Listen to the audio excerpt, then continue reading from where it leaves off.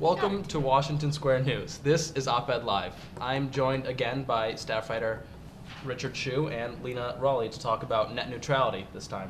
Thank you for joining me. Thank you. So everyone should care about net neutrality. You're definitely watching this video on the internet, so it matters. Net neutrality is the idea that all internet content should be treated equally, should have the same broadband speed. But without net neutrality laws, that isn't necessarily going to always be the case. So Richard and Lena here are going to talk about Obama's recent statement to the FCC concerning net neutrality and what it means for the future of freedom on the internet. Okay, well, to start off, getting to the kind of technical nitty-gritty about net neutrality, the way that internet service providers are categorized now is as content carriers, which gives them a lot of autonomy from government regulation. Which is why when the initial net neutrality regulations were tried to pass, they failed. Right. So Obama's recent declaration asked that internet providers be moved to the category of common carrier under Title II of the Telecommunications Act.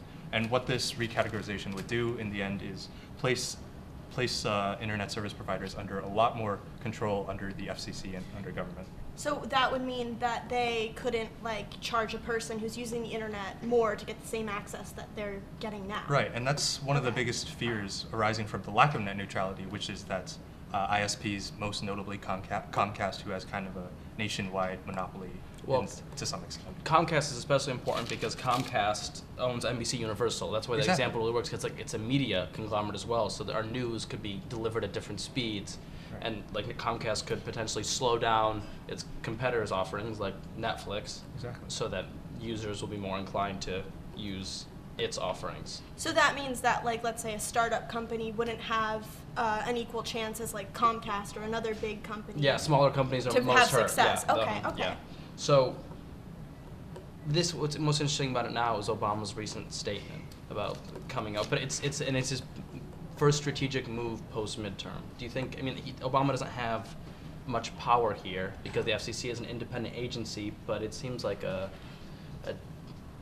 definitely strategic move. Well, I think it's good to see him making an executive kind of decision because his presidency, both his presidencies have kind of been characterized by him being a little spineless. Mm-hmm. And that's not necessarily all his fault because he's working with a difficult, Senate and Congress. Especially now. Yeah, especially now. Last week. After last week, yeah, definitely. But I think it's very good that he's, kind of giving a definitive opinion on something, and I'm sure that this will definitely, get more people to rally around him in the long run. Yeah, and it's interesting to note that prevailing criticism of the American political system is that our politicians and our elected officials have moved away from actually leading and more towards kind of pandering to the voter base and only voting on initiatives. Yeah, I totally agree with that because I feel part of the issue that I had with Obama's presidency is that I felt that a lot of the time he only went with what his voters would have thought he'd wanted to do versus what was actually good for the country. Mm-hmm. And as much as I understand catering to the people that elected you, I think sometimes you do have to make a decision that's for the good of everyone versus just the people. Right, and the thing about net neutrality is that 58.5% of all Americans have virtually no opinion on it, but the majority of those with an opinion are very staunchly for it. And so and they're bipartisan as well, which is important. Exactly. So what Obama is doing here is this is a very important step in sort of moving away from that pandering motion and towards sort of taking initiative, fighting for what he believes is right. Some 4 million Americans have already contacted the FCC to express their opinions about net neutrality. Exactly. So obviously it's an issue that matters more than most. Richard, what do you think this means for the future of the net? Do you think anything will come from this? Do you think the FCC and Tom Wheeler, who Obama appointed, will do anything, or? It's definitely a little hard to say. Obama's of course out the door. In one way, it's good because he doesn't have to worry about campaign funding for the next season, and we know that the ex-vice president of Comcast, David Cohen, who was a major funder of Obama, has recently begun speaking out against his declarations for net neutrality.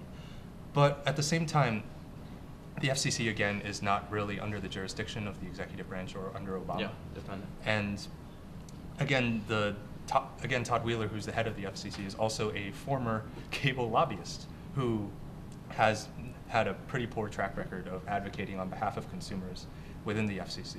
So it's a little hard to say whether Obama's declaration itself will be terribly effective, but it represents an important step, I think, in changing the way that we think about net neutrality. Yeah, like Lena said, I mean, it's a good showing for him of like a tough, It shows that hardline he opinion. has a backbone, and maybe that does come from the fact that he's in his second term and he can't really run again. Yeah, I mean, and now he's kind of, what does he have to lose? Yeah, And exactly. he doesn't need to worry, like you said, about funding from people. So I think, yeah, it comes from that. But I mean, I'm happy that he did this. I'm happy that he did actually make a decision Yeah. for once. So, good for you, Obama. Let's go, Obama. There we go. Thank you guys for joining me.